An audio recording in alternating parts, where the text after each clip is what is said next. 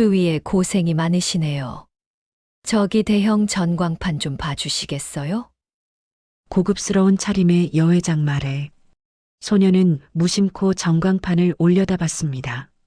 한겨울 매서운 바람이 휘몰아치던 새벽이었습니다. 생후 9개월 심장병을 앓는 동생을 업은 채 약값을 벌기 위해 낡은 트럭에서 호두과자를 굽던 20살 소녀는 그 순간 숨이 멎는 듯 했습니다. 전광판 속에 비친 한 여자의 얼굴이 자기 얼굴과 너무도 닮아 있었기 때문이었죠. 사연 시작하기 전에 무료로 하실 수 있는 구독, 좋아요 부탁드립니다. 그럼 오늘 꿀처럼 달콤한 행운이 찾아오실 거예요. 한겨울 새벽 4시였어요. 명동 뒷골목 모퉁이에 낡은 호두과자 트럭 한 대가 덜컹거리며 멈춰 섰습니다. 차체는 녹이 슬어 여기저기 페인트가 벗겨져 있었죠. 앞 범퍼는 철사로 겨우 고정된 상태였고 트럭 옆면에는 손글씨로 쓴 서인의 호두과자라는 간판이 바람에 흔들리고 있었습니다. 20살 강서희가 운전석 문을 열고 내렸습니다. 그녀의 등에는 두툼한 담요로 꽁꽁 쌓인 아기가 엎여 있었어요. 9개월 된 남동생 은호였죠. 서희는 은호의 작은 등을 토닥이며 조심스럽게 트럭 뒤로 돌아갔어요. 아기의 숨소리는 가늘고 불규칙했습니다. 선천성 심장병을 앓고 있는 은호는 밤새 칭얼거렸고 서희는 단 1시간도 제대로 잠을 이루지 못했어요. 은호야, 조금만. 서희의 목소리가 떨렸습니다. 말끝이 흐려지며 차가운 새벽 공기 속으로 흩어졌어요. 새벽 공기는 살을 애는 듯 차가웠죠. 손끝은 이미 감각이 무뎌져 있었습니다. 그녀는 헌 장갑을 낀 손으로 트럭 뒷문을 열고 호두과자 반죽통을 꺼냈어요. 반죽은 어젯밤 2시간 동안 준비한 것이었습니다. 잠을 줄여가며 반죽을 치대던 손가락 마디마디가 아직도 욱신거렸어요. 서희는 낡은 부탄가스통을 연결하고 호두과자 틀을 달궜습니다. 파란 불꽃이 피어오르자 차가운 철판이 서서히 뜨겁게 달아올랐죠. 그녀는 반죽을 한 숟가락씩 떠서 틀에 부었어요. 칙! 소리와 함께 고소한 냄새가 퍼져나갔습니다. 서희는 잠시 손을 멈추고 주머니에서 구겨진 메모지를 꺼냈어요. 거기엔 빨간 펜으로 큼지막하게 적힌 숫자가 있었습니다. 은호 약가 23만 원 남음. 병원에서는 6개월 안에 수술을 받아야 한다고 했어요. 수술비는 1,000만 원이 넘었죠. 하루하루 호두과자를 팔아모은 돈은 고작 100만 원이 조금 넘었습니다. 서희는 메모지를 다시 주머니에 넣으며 입술을 깨물었어요. 바로 그때였습니다. 야, 여기 불 좀 쬐게 해봐. 거친 목소리가 들려왔어요. 서희가 고개를 들자 술 냄새를 풍기는 남자 셋이 트럭 앞으로 다가오고 있었습니다. 그들은 비틀거리며 걸어왔고 앞장선 남자는 담배를 입에 문 채 서희를 훑어보았어요. 서희의 심장이 쿵 하고 내려앉았습니다. 아가씨, 장사 잘 되나? 이 추운 새벽에 혼자 고생이 많네.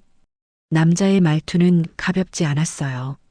서희는 본능적으로 한 걸음 뒤로 물러섰습니다. 등에 은호가 작게 칭얼거렸고 서희는 아기를 더 꽉 안았어요. 심장이 두근거렸습니다. 손님, 지금 막 굽기 시작해서요. 서희가 말했지만 목소리는 바람에 흩어질 듯 가늘었어요. 남자들은 웃으며 서로 눈짓을 주고받았습니다. 그중 한 명이 트럭 뒤편으로 슬쩍 돌아가더니 서희의 낡은 가방을 집어들었어요. 이게 뭐야? 돈 좀 있나? 남자가 가방을 뒤지기 시작했습니다. 서희의 얼굴이 창백해졌어요. 안 돼요. 그건 동생 약값. 서희가 외쳤습니다. 목소리가 절규처럼 터져나왔어요. 하지만 남자는 비웃으며 가방을 높이 들어 올렸습니다. 그 안에는 구겨진 10,000원짜리 지폐 20장과 동전 몇 개가 들어 있었어요. 지난 일주일 동안 서희가 새벽부터 밤까지 호두과자를 팔아 모은 돈이었습니다. 은호의 심장병 약값으로 쓸 돈이었죠. 약가? 에이, 이것밖에 없어? 우리 술값도 안 되겠네. 남자가 돈을 세며 혀를 찼어요. 서희는 필사적으로 남자의 팔을 붙잡았습니다. 제발, 그 돈만은. 서희의 목소리가 흔들렸어요. 말끝이 떨리며 사라졌습니다. 하지만 남자는 서희의 손을 거칠게 뿌리쳤고 서희는 그 충격에 비틀거리며 넘어졌어요. 손이 차가운 아스팔트에 쓸렸습니다. 손등의 붉은 점이 가로등 불빛 아래 선명하게 드러났어요. 이거 봐. 손에 흉한 점 하나 박혀 있네. 남자가 손가락으로 서희의 손등을 가리키며 킥킥거렸습니다. 서희는 재빨리 손을 움켜쥐었어요. 그 붉은 점은 어머니에게서 물려받은 유전성 모반이었습니다. 어릴 적부터 아이들은 그 점을 보고 놀렸었죠. 귀신손, 저주받은 표시라고요. 돈만 돌려주세요. 서희가 무릎을 꿇고 애원했어요. 등에 은호가 울음을 터뜨렸습니다. 아기의 울음소리는 새벽 골목에 메아리 쳤어요. 바로 그때였습니다. 지금 뭐 하는 거야? 날카로운 목소리가 골목 입구에서 들려왔어요. 옆집 김씨 할머니였습니다. 70이 넘은 할머니는 지팡이를 짚고 헐레벌떡 달려오고 있었어요. 아니, 할망구가 왜 나와? 남자들이 당황하며 서로 눈치를 보았습니다. 김씨 할머니는 숨을 헐떡이며 남자들 앞을 가로막았어요. 이 새끼들아, 애업은 아이 하나 괴롭혀서 재미나냐? 당장 돈 내려놔. 할머니의 목소리는 떨렸지만 단호했습니다. 남자들은 잠시 망설이다가 돈뭉치를 바닥에 내던지고 도망쳤어요. 서희는 떨리는 손으로 돈을 주워 담았습니다. 지폐 몇 장이 바람에 날렸고 서희는 울먹이며 그것들을 쫓아갔어요. 김씨 할머니가 서희의 어깨를 감싸 안았습니다. 아이고, 우리 서희, 괜찮니? 할머니. 서희의 목소리가 울음으로 갈라졌어요. 그녀는 더 이상 참지 못하고 할머니의 품에 얼굴을 묻었습니다. 뜨거운 눈물이 주르륵 흘러내렸어요. 제가 잘못한 걸까요?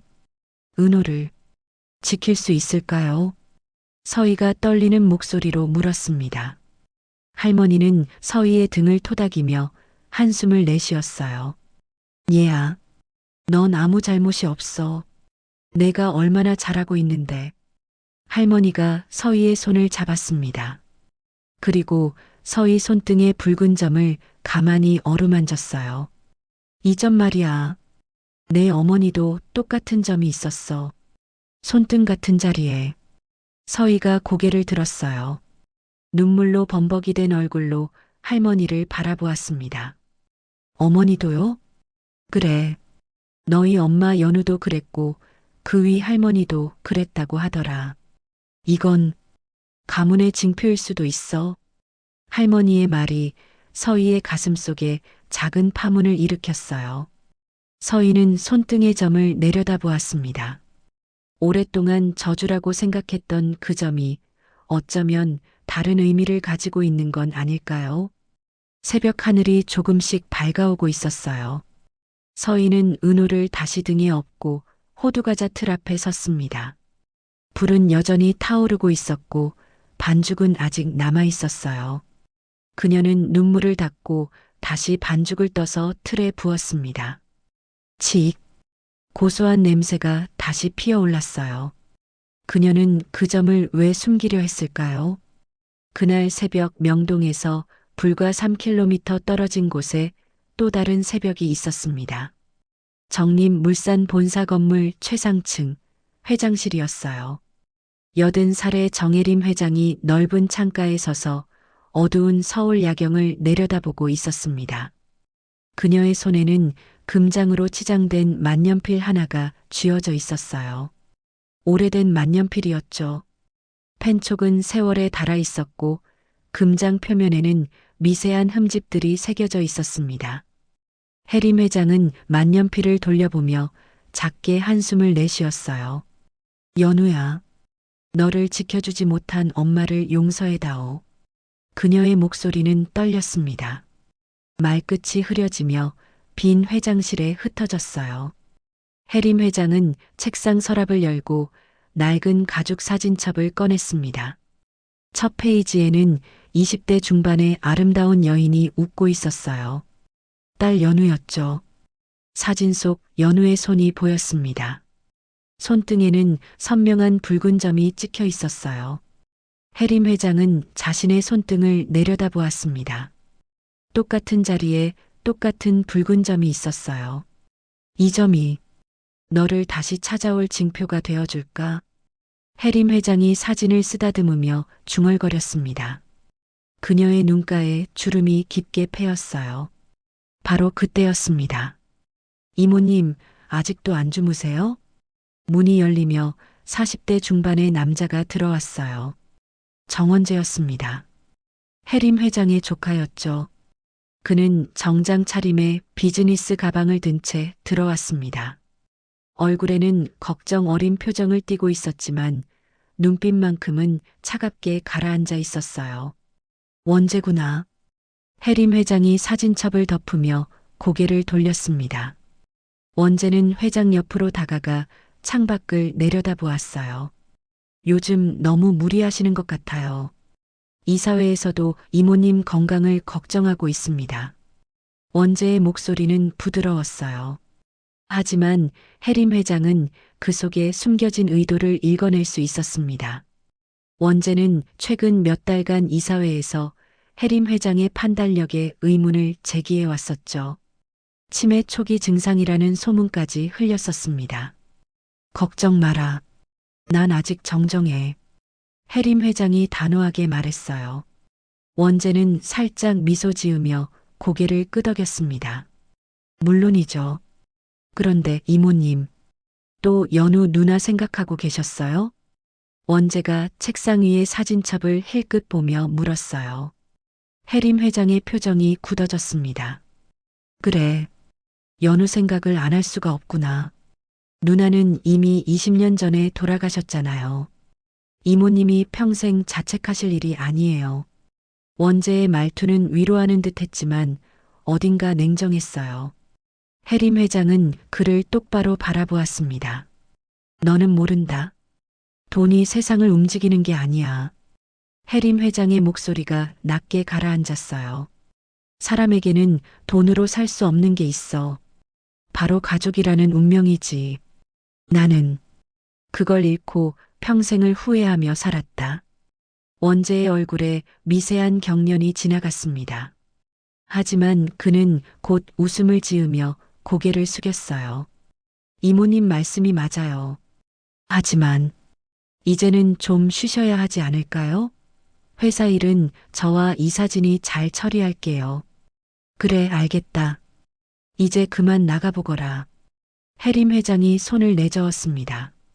원재는 공손하게 인사하고 회장실을 나갔어요. 문이 닫히는 소리가 들렸습니다. 해림 회장은 다시 만년필을 집어들었어요. 그리고 펜촉을 가만히 눌렀습니다. 찰칵 작은 소리와 함께 만년필 측면에 작은 LED 불이 켜졌어요. 녹음이 시작된 것이었습니다. 사실 이 만년필은 특수 제작된 녹취 장치였어요. 해림 회장은 최근 몇 달간 원재와의 모든 대화를 녹음해 왔습니다. 그의 말 한마디 한마디가 모두 기록되고 있었죠. 해림 회장은 만년필을 책상 서랍 깊숙이 넣으며 조용히 중얼거렸어요. 연우야, 내가 남긴 손녀를 반드시 찾아낼게. 그리고 이 가문의 진실을 반드시 밝혀낼 거다. 그녀의 눈빛이 결연하게 빛났습니다. 같은 시각 회장실 밖 복도에서 원재는 휴대폰을 꺼내 전화를 걸었어요. 여보, 나야. 전화기 너머로 여자의 목소리가 들려왔습니다. 원재의 아내 노지숙이었어요. 이모님 상태는 어때? 지숙의 목소리는 날카로웠어요. 원재는 주변을 둘러보며 낮게 대답했습니다. 여전해. 아직도 연우 누나 생각에 빠져 있어. 그 딸이 죽은 지가 벌써 20년인데 아직도 그러시니. 정신이 온전하신 건지 모르겠네. 지숙이 비웃듯 말했어요. 원재는 입꼬리를 살짝 올렸습니다. 좋은 일이지. 이사회 설득하기가 더 쉬워질 거야. 다음 달 임시 주주총회에서 이모님을 명예회장으로 추대하고 내가 대표이사 자리를 가져오면 돼. 그래야지. 우리가 30년 동안 참고 기다린 게 언제인데. 지숙의 목소리가 욕심으로 가득 차 있었어요. 원재는 창밖 야경을 바라보며 차갑게 웃었습니다. 조금만 더 기다려. 곧 정림물산은 우리 거야. 전화가 끊어졌어요. 복도에는 원재의 발소리만이 메아리 쳤습니다. 다음 날 아침 정림물산 홍보팀 사무실에서는 바쁜 회의가 진행되고 있었어요. 다음 달 5개 사진전 광고 최종 이미지 확정하셨습니까? 홍보팀장이 물었습니다. 원재가 고개를 끄덕이며 서류를 내밀었어요. 이 사진으로 가자. 명동 중앙교차로 대형 LED 전광판에 일주일간 송출해. 서류에는 흑백 사진 한 장이 첨부되어 있었어요. 어린 소녀의 얼굴이었습니다. 맑은 눈동자와 환한 미소를 짓고 있는 아이였죠. 사진 하단에는 작은 글씨로 잃어버린 가족을 찾습니다라고 적혀 있었습니다. 이 사진은 어디서 구하신 겁니까? 홍보팀장이 조심스럽게 물었어요.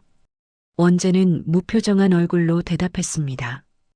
회장님 딸 연우의 어린 시절 사진이야. 회장님이 평생 후회하시는 게 가족을 잃은 거니까 이번 사진전 테마를 가족 찾기로 잡은 거지. 아, 감동적인 스토리네요. 팀장이 고개를 끄덕였어요. 하지만 원재의 눈빛에는 계산이 서려 있었습니다. 이모님의 감정을 자극해서 더 불안정하게 만들어야 해. 그래야 이사회에서 치매 진단을 받아들일 거야. 원재는 속으로 차갑게 계산하고 있었어요. 명동 한복판에 크게 띄워. 모두가 볼 수 있게. 알겠습니다. 회의가 끝나고 팀원들이 나갔어요. 원재는 혼자 남아 사진을 다시 들여다보았습니다. 사진 속 어린 연우의 손이 보였어요. 손등에는 선명한 붉은 점이 찍혀 있었습니다. 원재는 사진을 구겨 쓰레기통에 던졌어요. 가족? 운명? 그런 게 무슨 소용이야. 결국 돈과 권력이 전부지. 그의 목소리는 차가웠습니다. 하지만 원재는 몰랐어요. 그 사진이, 그 대형 전광판이 운명의 톱니바퀴를 돌리기 시작할 거라는 거요. 운명은 이미 움직이고 있었습니다. 그로부터 3일이 지났습니다. 서희는 여전히 새벽마다 호두과자 트럭을 끌고 명동 골목을 누비고 있었어요. 하지만 그날은 뭔가 달랐습니다. 트럭 조수석에는 김씨 할머니가 함께 타고 있었죠. 할머니, 정말 괜찮으세요? 새벽부터 나오시면 몸이. 서희가 걱정스럽게 물었어요. 할머니는 손을 내저으며 웃었습니다. 괜찮다니까. 내가 은호 없고 장사하는 거 보고만 있을 수가 없더라. 오늘은 내가 은호 봐줄게. 할머니의 목소리는 따뜻했어요. 서희의 눈가가 촉촉해졌습니다. 그녀는 뒷좌석에 누워있는 은호를 바라보았어요. 아기는 작은 담요 속에서 가늘게 숨을 쉬고 있었습니다. 은호야, 오늘은 누나가 빨리 장사 끝내고 올게. 서희가 은호의 볼을 살짝 쓰다듬었어요. 아기의 피부는 유난히 창백했습니다.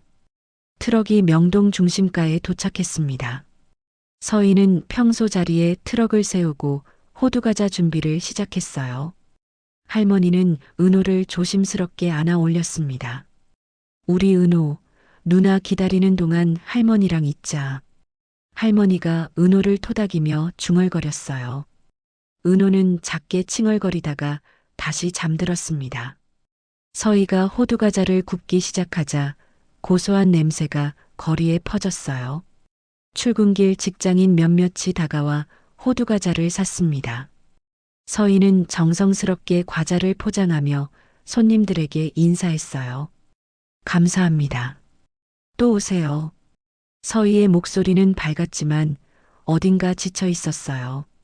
손님이 떠나자 서희는 잠시 호두과자 틀에 기대어 숨을 골랐습니다. 주머니에서 또 그 구겨진 메모지를 꺼냈어요. 은호 약간 마이너스 20만 원 남음. 숫자가 조금씩 줄어들고 있었습니다. 하지만 턱없이 부족했어요. 서희는 메모지를 꼭 쥐며 눈을 감았습니다. 더 열심히 해야 해. 더. 서희가 떨리는 목소리로 중얼거렸어요. 바로 그때였습니다. 서희야. 김씨 할머니의 다급한 목소리가 들려왔어요. 서희가 고개를 돌리자 할머니가 은호를 안고 창백한 얼굴로 달려오고 있었습니다. 은호가 숨을 제대로 못 쉬어. 할머니의 목소리가 떨렸어요. 서희는 화들짝 놀라 은호에게 달려갔습니다. 아기의 얼굴은 파랗게 질려 있었고 숨소리는 가늘게 헐떡이고 있었어요. 은호야, 은호야. 서희가 아기를 안아들며 외쳤습니다. 손이 부들부들 떨렸어요. 은호의 작은 입술이 퍼렇게 변해가고 있었습니다. 병원에 가야 해. 서희가 다급하게 말했어요. 할머니가 서둘러 트럭 문을 열었습니다. 서희는 은호를 안은 채 조수석에 올라탔어요. 할머니가 운전석에 앉아 시동을 걸었습니다. 트럭이 요란한 소리를 내며 출발했어요. 서희는 은호를 꽉 안으며 아기의 등을 토닥였습니다. 괜찮아. 괜찮을 거야. 누나가 있잖아. 서희의 목소리가 울음으로 갈라졌어요. 눈물이 주르륵 흘러내렸습니다. 10분 후 그들은 대학병원 응급실에 도착했어요. 서희는 은호를 안고 뛰어들어갔습니다. 선생님, 제발 우리 동생 좀 봐주세요. 서희가 절규하듯 외쳤어요.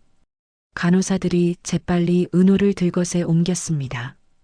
의사가 달려와 은호를 살폈어요. 심장 박동이 불규칙해요. 즉시 산소 투여. 의사의 지시에 간호사들이 분주하게 움직였습니다. 서희는 멍하니 그 광경을 바라보았어요. 다리가 후들거렸습니다. 보호자분은 밖에서 기다려주세요. 간호사가 서희의 팔을 잡으며 말했어요. 서희는 끌려 나오듯 응급실 밖으로 나왔습니다. 문이 닫혔어요. 은호야, 은호야. 서희가 바닥에 주저앉으며 흐느꼈습니다. 할머니가 서희의 어깨를 감싸 안았어요. 1시간이 지났습니다. 응급실 문이 열리고 의사가 나왔어요. 서희는 벌떡 일어나 의사에게 달려갔습니다. 선생님, 우리 은호는요? 서희의 목소리가 떨렸어요. 의사는 심각한 표정으로 고개를 끄덕였습니다. 일단 안정은 시켰어요. 하지만 의사가 말을 멈췄어요. 서희의 심장이 덜컥 내려앉았습니다. 하지만요. 보호자분, 이리 좀 오시겠어요? 의사가 상담실로 서희를 안내했어요. 서희는 떨리는 다리로 의사를 따라갔습니다. 할머니도 함께 들어왔어요. 의사는 엑스레이 사진을 꺼내 보여줬습니다. 은호의 심장 상태가 예상보다 훨씬 안 좋습니다. 원래는 6개월 정도 여유가 있다고 했지만 의사의 목소리가 낮아졌어요. 지금 상태로는 3개월도 버티기 힘들어요. 최대한 빨리 수술을 해야 합니다. 서희의 얼굴에서 핏기가 싹 가셨어요. 3개월. 3개월이요? 서희가 겨우 말을 내뱉었습니다. 목소리가 바들바들 떨렸어요. 네. 그리고 수술비는 1,200만 원 정도 예상됩니다. 특수 의료기구를 사용해야 해서요. 의사의 말에 서희는 그 자리에서 무너질 것 같았어요. 1200만 원. 상상도 할 수 없는 돈이었습니다. 선생님, 제발 방법이 없을까요? 서희가 애원하듯 물었어요. 의사는 안타까운 표정으로 고개를 저었습니다. 죄송합니다. 이건 제가 어떻게 할 수 있는 문제가 아니에요. 서희는 상담실을 나와 복도 벤치에 주저앉았어요. 손으로 얼굴을 감싸며 흐느꼈습니다. 어떻게 해야 해? 서희의 울음소리가 복도에 메아리 쳤어요. 할머니는 서희 옆에 앉아 등을 토닥였습니다. 서희야, 울지 마. 우리 방법을 찾아보자. 할머니의 목소리도 떨렸어요. 하지만 방법이 뭐가 있을까요? 은호의 약값을 마련하는 것도 버거운데 1200만 원이라니. 서희는 손등에 붉은 점을 내려다보았습니다. 그 점이 저주처럼 느껴졌어요. 어머니, 저 어떻게 해야 해요? 서희가 중얼거렸습니다. 이틀날 오후 서희는 은호와 함께 병원을 나왔어요. 의사는 일주일치 약을 처방해줬지만 그것도 20만 원이 넘었습니다. 서희는 주머니에 남은 돈을 모두 털어 약을 샀어요. 집으로 돌아온 서희는 작은 방벽에 달력을 붙였습니다. 그리고 빨간 펜으로 오늘 날짜에서 3개월 후 날짜에 동그라미를 크게 그었어요. 은호 수술 마지막 날. 서희는 달력을 바라보며 입술을 깨물었습니다. 눈물이 뚝 떨어졌어요. 반드시 살려낼 거야. 서희의 목소리는 결연했지만 떨리고 있었습니다. 김씨 할머니가 방문을 열고 들어왔어요. 서희야, 이것 좀 봐. 할머니가 낡은 상자를 하나 내밀었습니다. 서희가 상자를 열자 안에는 오래된 사진 몇 장과 편지가 들어 있었어요. 이게 뭐예요? 내 어머니 연우가 예전에 우리 집에 맡겨둔 거야. 너희 어머니 혹시 모를 일에 대비해서 맡겨뒀다고 했어. 할머니의 목소리가 조심스러웠어요. 서희는 떨리는 손으로 사진을 집어들었습니다. 사진 속에는 젊은 여자가 웃고 있었어요. 서희의 어머니 연우였습니다. 그녀는 아름다웠고 손에는 아기를 안고 있었어요. 갓난아기였습니다. 이건 저예요? 서희가 물었어요. 할머니가 고개를 끄덕였습니다. 그래, 내가 태어났을 때 사진이야. 서희는 사진을 자세히 들여다보았어요. 어머니의 손이 보였습니다. 손등에는 선명한 붉은 점이 있었어요. 서희와 똑같은 자리예요. 할머니, 우리 어머니는 어떤 분이셨어요? 서희가 떨리는 목소리로 물었습니다. 할머니는 한숨을 내쉬며 입을 열었어요. 연우는 착한 아이였어. 하지만 불행했지. 자기 어머니한테서 버림받았거든. 버림받았다고요? 그래. 연우 어머니는 재벌 집안 사람이었어. 하지만 연우를 낳고 나서 집안의 반대로 연우를 버렸지. 그 후로 연우는 혼자 너를 키우며 살았어. 할머니의 말에 서희의 눈이 커졌어요. 재벌 집안이요? 그래. 하지만 연우는 그 집안 사람들을 찾지 않았어. 자존심이 강한 아이였거든. 너를 혼자 힘으로 키우려 했지. 서희는 사진을 꽉 쥐었습니다. 어머니의 삶이, 그 고통이 느껴지는 것 같았어요. 할머니, 그럼 제 외할머니는 아직 살아계신 건가요? 서희가 조심스럽게 물었어요. 할머니는 어깨를 으쓱였습니다. 모르겠어. 연우도 말을 안 했거든. 다만 이 손등의 점이 가문의 징표라고 했어. 대대로 내려오는 유전이라고. 서희는 자신의 손등을 내려다보았습니다. 붉은 점이 선명했어요. 그날 밤 서희는 은호를 재우고 혼자 작은 책상 앞에 앉았어요. 낡은 공책을 펼치고 펜을 들었습니다. 은호 수술비 모으기 계획. 서희는 떨리는 손으로 글을 쓰기 시작했어요. 하루 호두과자 판매 목표 5만 원. 3개월이면 450만 원. 부족해. 너무 부족해. 서희의 눈에서 눈물이 떨어져 공책을 적셨습니다. 어둠 속에서 그녀는 혼자였어요. 일주일이 흘렀습니다. 서희는 하루도 쉬지 않고 호두과자를 팔았어요. 새벽 4시부터 밤 11시까지 그녀는 명동 거리를 지켰습니다. 손은 화상으로 물집이 잡혔고 다리는 부어올랐어요. 하지만 멈출 수 없었습니다. 그날도 서희는 평소처럼 명동 중심 교차로에 트럭을 세웠어요. 오후 5시 퇴근길 사람들로 거리가 붐비기 시작했습니다. 서희는 호두과자를 굽는 손길을 멈추지 않았어요. 호두과자 드세요. 갓 구운 따뜻한 호두과자예요. 서희의 목소리가 거리에 울려 퍼졌습니다.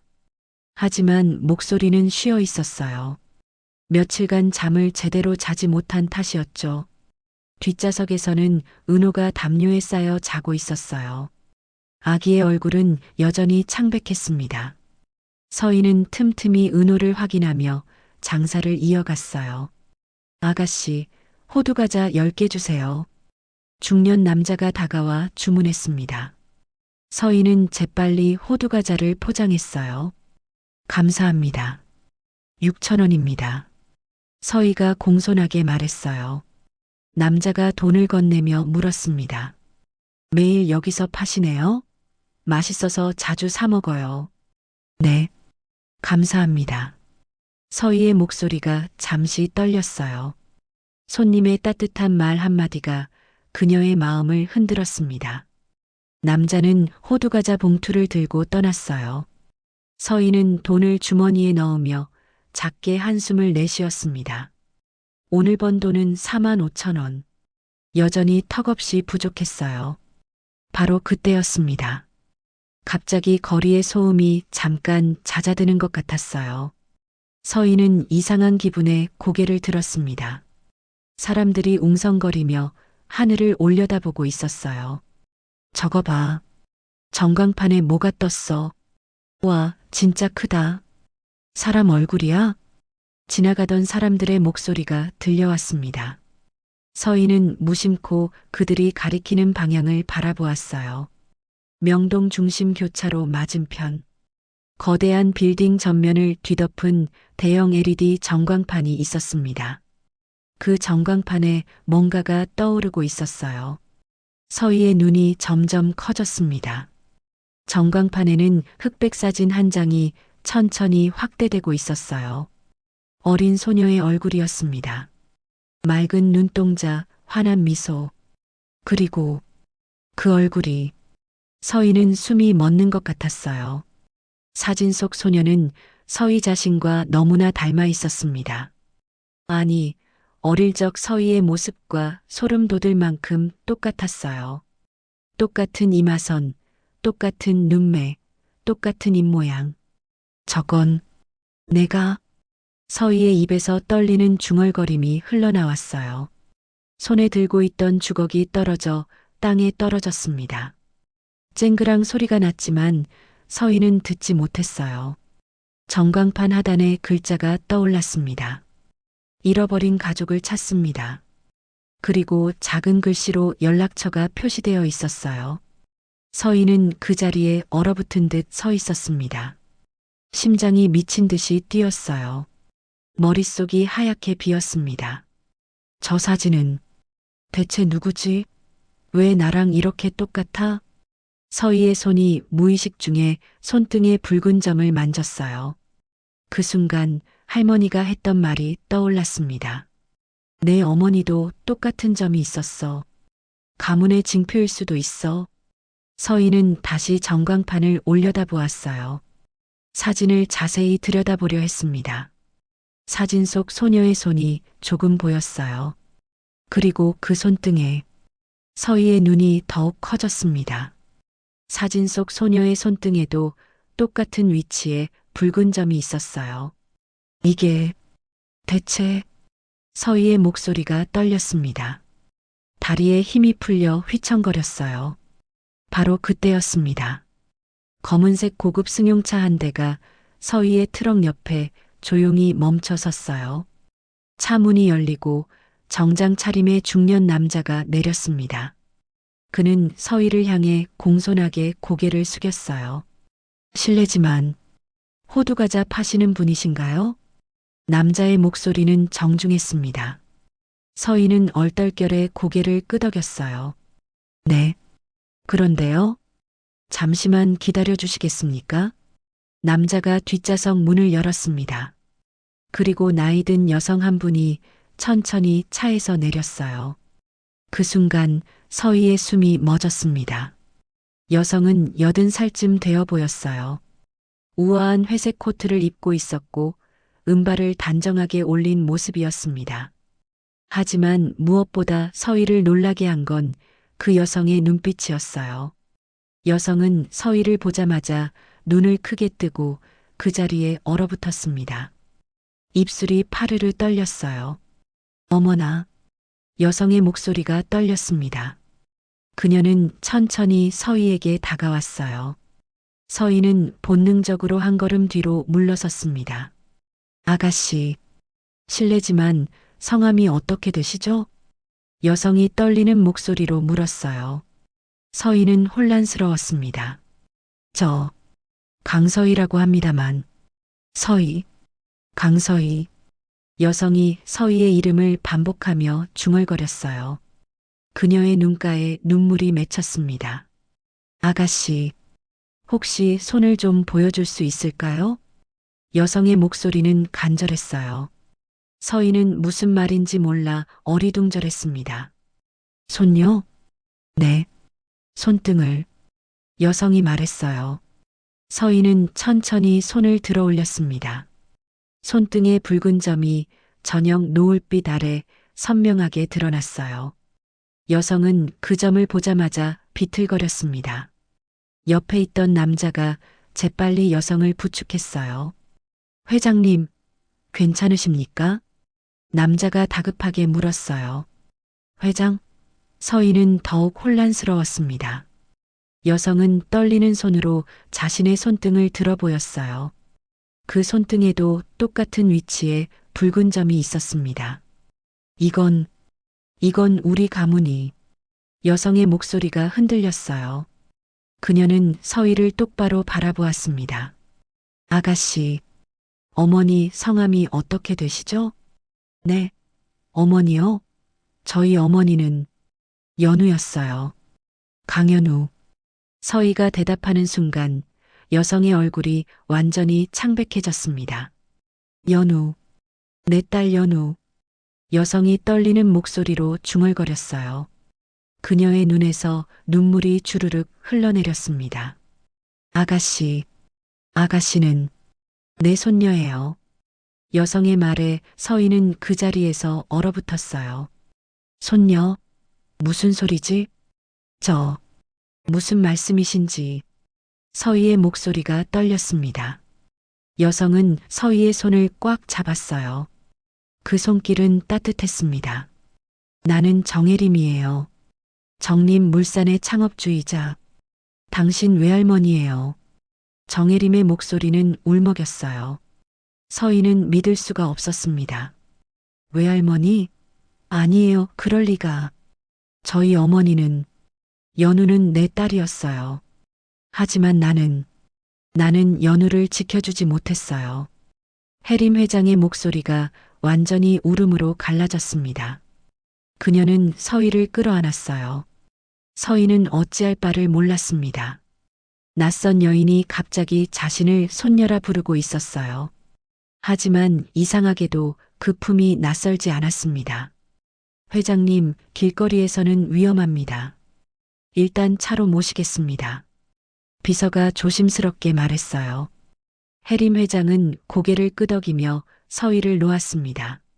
서희, 나와 함께 가주지 않겠어요? 설명할 게 많아요.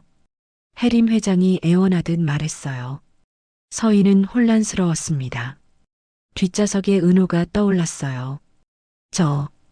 동생이 있어요. 아기예요. 동생? 해림 회장의 눈빛이 흔들렸습니다. 네. 은호예요. 제 친동생. 서희가 트럭 뒷좌석을 가리켰어요. 해림 회장은 차 안을 들여다보았습니다. 담요 속에서 자고 있는 작은 아기가 보였어요. 이 아이도 연우의 해림 회장의 목소리가 떨렸습니다. 서희는 고개를 끄덕였어요. 저희 어머니는 1년 전에 은호를 낳다가 돌아가셨어요. 서희의 말에 해림 회장은 그 자리에서 무너질 듯 비틀거렸어요. 비서가 다시 회장을 부축했습니다. 연우가 내 딸이 1년 전에 해림 회장이 흐느꼈어요. 그녀는 차 안의 은호를 바라보며 눈물을 흘렸습니다. 모두 데리고 가요. 지금 당장.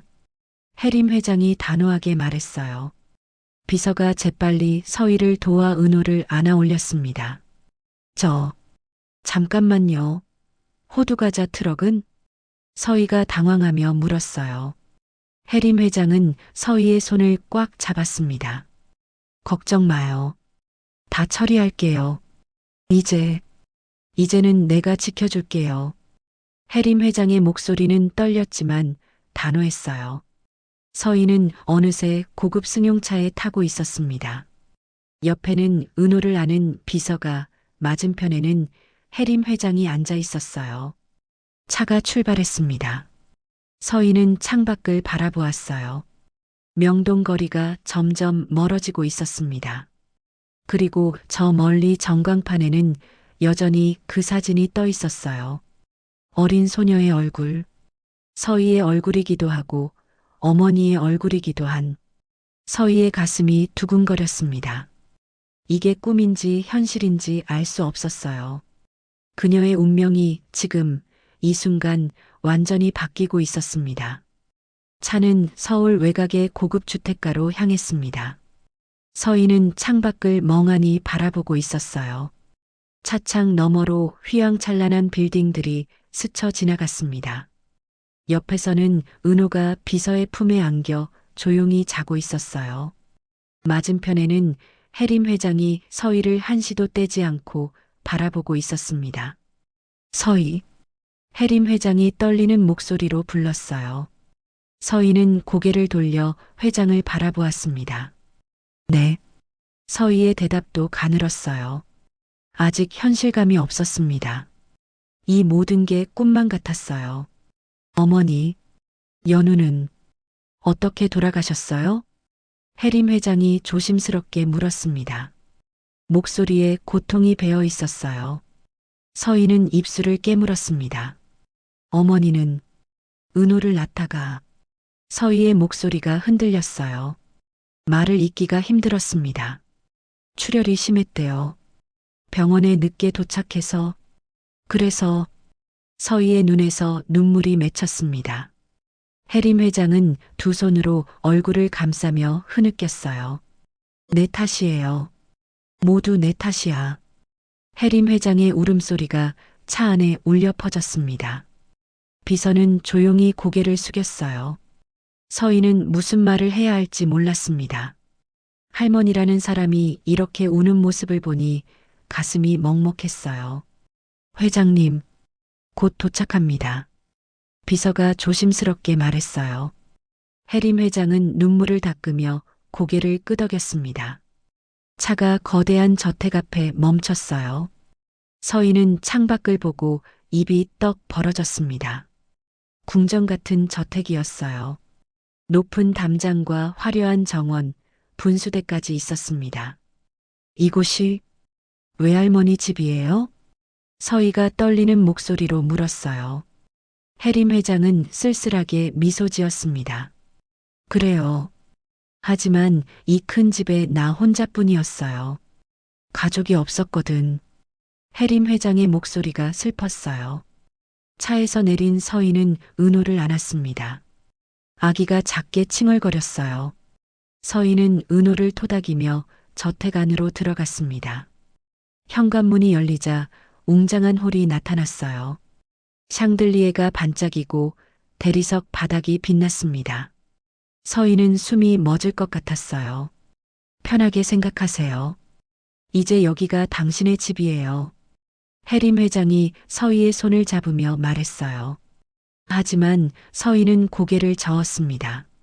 저, 아직 믿기지가 않아요. 정말 제가, 외할머니의? 서희의 목소리가 떨렸어요. 해림 회장은 서희를 응접실로 안내했습니다. 앉아요. 천천히 설명해 줄게요. 해림 회장이 부드럽게 말했어요. 서희는 조심스럽게 소파에 앉았습니다. 은호를 무릎에 안았어요. 해림 회장은 오래된 사진첩을 꺼내 서희에게 보여줬습니다. 첫 장에는 젊은 여인의 사진이 있었어요. 이 사람이 당신 어머니 연우예요. 해림 회장의 목소리가 떨렸습니다. 서희는 사진을 자세히 들여다보았어요. 아름다운 여인이 환하게 웃고 있었습니다. 어머니, 서희의 목소리가 울먹였어요. 사진 속 어머니는 서희가 기억하는 것보다 훨씬 행복해 보였습니다. 연우는 내 하나뿐인 딸이었어요. 하지만 나는 회사 일에 매달려 연우를 제대로 돌보지 못했어요. 해림 회장이 사진을 쓰다듬으며 말했어요. 연우가 25살 때였어요. 연우는 사랑하는 사람을 만났다고 했죠. 하지만 그는 재산도 없고 집안도 변변찮은 사람이었어요. 해림 회장의 목소리가 낮아졌습니다. 나는 반대했어요. 아니, 막았죠. 재벌 집안의 딸이 그런 사람과 결혼할 수 없다고. 그래서 연우를 가뒀어요. 서희는 숨을 죽이고 들었어요. 하지만 연우는 도망쳤어요. 그 사람과 함께요. 그리고 그 후로 나는 연우를 찾지 못했어요. 해림 회장의 눈에서 눈물이 흘러내렸습니다. 20년 동안 찾았어요. 하지만 연우는 나를 피했죠. 자존심이 강한 아이였으니까. 서희의 가슴이 먹먹해졌어요. 어머니의 삶이 이렇게 힘들었을 줄은. 그래서 저를 찾으신 거예요? 서희가 조심스럽게 물었어요. 해림 회장은 고개를 끄덕였습니다. 그래요. 이제라도 손녀를 찾았으니 다행이에요. 해림 회장이 서희의 손을 꽉 잡았어요. 그 손길이 따뜻했습니다. 바로 그때 응접실 문이 벌컥 열렸어요. 정장 차림의 중년 남자가 급하게 들어왔습니다. 정원재였어요. 이모님, 무슨 일이세요? 갑자기 누굴 데려오셨다고. 원재가 말하다가 서희를 보고 멈췄습니다. 그의 얼굴이 굳어졌어요.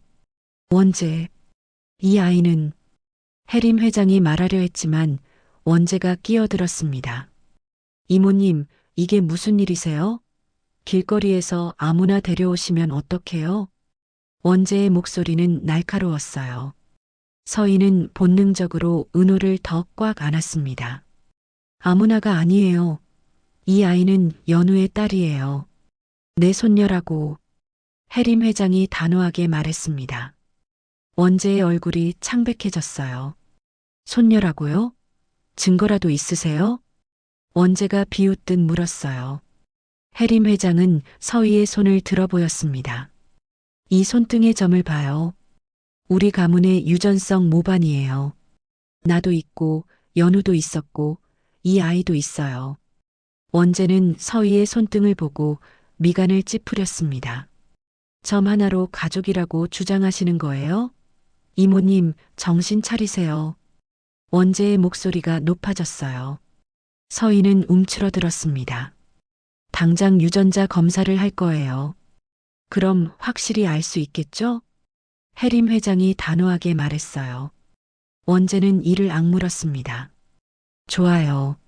하지만 이모님, 이 일이 이사회에 알려지면 큰일이에요. 요즘도 이사들이 이모님 판단력에 의문을 제기하고 있잖아요. 원재의 말에 해림 회장의 표정이 굳어졌어요. 그건 내가 알아서 할 일이에요. 알겠습니다. 그럼 저는 이만. 원재가 나가려다 문 앞에서 멈췄어요. 그리고 서희를 차갑게 쳐다보았습니다. 아가씨, 재산 때문에 온 거라면 후회할 거예요. 원재의 목소리는 위협적이었어요. 서희는 몸을 떨었습니다. 원재, 해림 회장이 소리쳤어요. 원재는 비웃으며 나갔습니다. 문이 쾅 닫혔어요. 서희는 숨을 크게 내쉬었습니다. 가슴이 두근거렸어요. 괜찮아요. 원재는 원래 저래요. 신경 쓰지 마세요. 해림 회장이 서희를 위로했어요. 하지만 목소리는 떨리고 있었습니다. 해림 회장은 비서를 불렀어요. 김 비서, 서희와 은호를 별관 VIP실로 안내해 주세요. 그리고 해림 회장이 잠시 망설이다 말했습니다. 은호를 병원에 데려가세요. 최고의 소아심장 전문의에게 진료받게 해주세요. 서희의 눈이 커졌어요. 할머니, 걱정 마요. 은호는 내가 책임질게요. 수술비도 치료비도 모두. 해림 회장의 말에 서희의 눈에서 눈물이 쏟아졌습니다. 할머니, 감사합니다. 정말. 서희의 목소리가 울음으로 갈라졌어요. 해림 회장은 서희를 꽉 안아줬습니다. 고마워할 필요 없어요. 당연한 일이에요. 내가 늦어서 미안해요. 해림 회장도 울먹였어요. 1시간 후 서희는 별관 VIP실에 있었습니다. 호텔 스위트룸 같은 방이었어요. 넓은 침대, 화려한 가구, 거대한 창문. 모든 게 낯설었습니다. 은호는 이미 병원으로 향했어요. 김 비서가 함께 갔습니다. 서희는 혼자 남겨졌어요. 그녀는 침대에 앉아 두 손으로 얼굴을 감쌌습니다. 눈물이 멈추지 않았어요.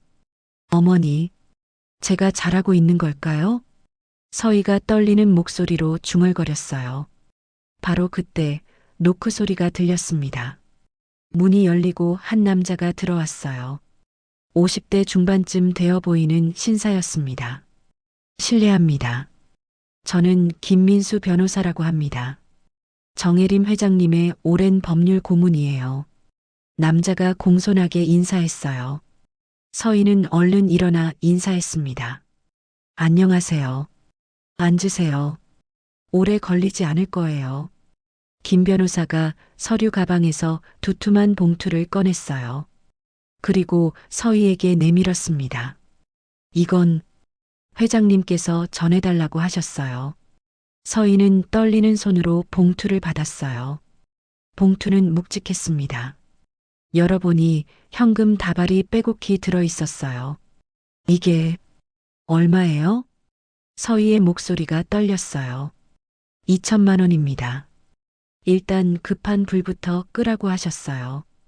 은호의 수술비는 별도로 처리될 거예요. 김 변호사의 말에 서희는 그 자리에서 얼어붙었어요. 2천만 원. 평생 만져보지 못한 돈이었습니다. 이걸 받아도 되는 건가요? 서희가 떨리는 목소리로 물었어요. 김 변호사는 부드럽게 웃었습니다. 물론이죠. 당신은 회장님의 손녀예요. 당연히 받아야죠. 하지만 김 변호사의 표정이 심각해졌어요. 하지만 아가씨, 조심하세요. 조심하라고요? 정원재 상무를 조심하세요. 그는 위험한 사람이에요. 회장님의 재산을 노리고 있거든요. 김 변호사의 목소리가 낮아졌어요. 당신이 나타나면서 그의 계획에 균열이 생겼어요. 그가 가만히 있지 않을 거예요. 서희의 등에 식은땀이 흘렀습니다. 그럼 저는 회장님을 믿으세요. 그리고 혹시 모를 상황에 대비해서 김 변호사가 명함을 하나 더 꺼내 건넸어요. 언제든 저한테 연락하세요. 제가 도와드릴게요. 김 변호사가 나간 후 서희는 혼자 남았어요. 그녀는 봉투를 내려다보았습니다. 돈 냄새가 났어요. 서희는 창밖을 바라보았습니다.